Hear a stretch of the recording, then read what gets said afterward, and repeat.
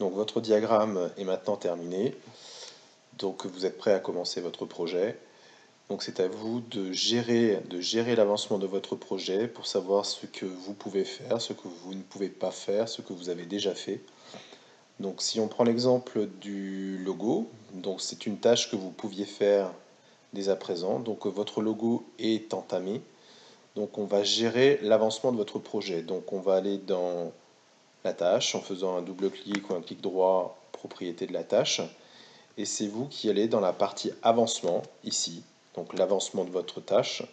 Vous allez dire si votre tâche est terminée. Si elle est terminée, donc on indiquera qu'on est à 100% de l'avancement. Si elle n'est pas tout à fait terminée, donc on va dire qu'on est en dessous de 100%. Donc si vous pensez être à la moitié, ben vous allez mettre 50% et vous allez valider. Donc on voit bien ici que cette tâche est entièrement terminée. Donc, pas encore entièrement terminée, pardon. Donc ça veut dire qu'on ne peut pas encore commencer à travailler sur le choix de la charte graphique.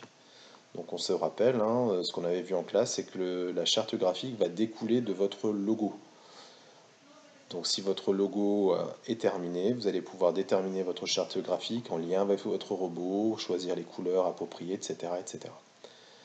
Donc ça veut dire qu'à partir d'aujourd'hui, si on devait continuer notre projet, donc on pourrait commencer par faire le design du robot, puisqu'il n'y a rien à faire avant. On pourrait poursuivre la création du logo. On pourrait commencer à réfléchir sur le plan du diaporama et on pourrait également réfléchir sur le plan de l'affiche. Voilà les 4 différentes tâches qui peuvent être commencées dès aujourd'hui.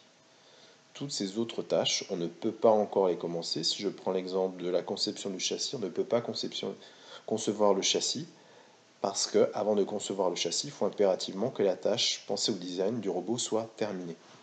Donc lorsque le design du robot sera terminé, donc la tâche sera à 100%.